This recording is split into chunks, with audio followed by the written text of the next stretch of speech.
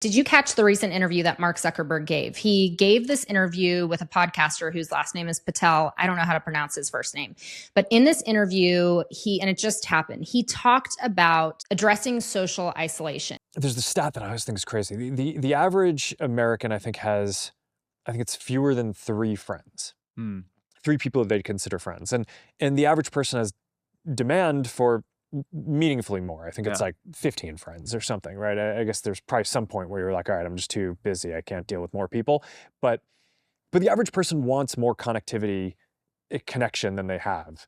In this, his whole demand was, hey, we need more socializing, and the average American isn't getting it. So here was the weird direction that this conversation went.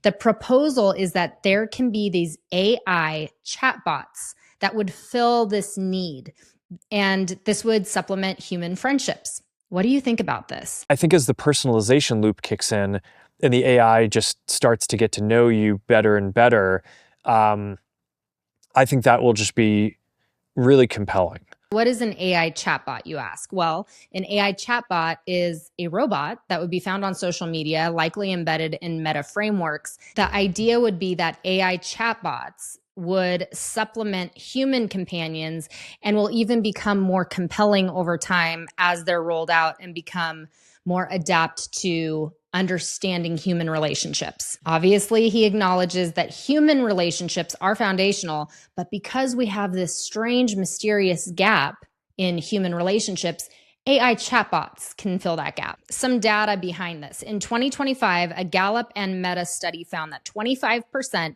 of global youth ages 15 to 18 reported feeling very or fairly lonely, with loneliness linked to increased risks of anxiety and depression.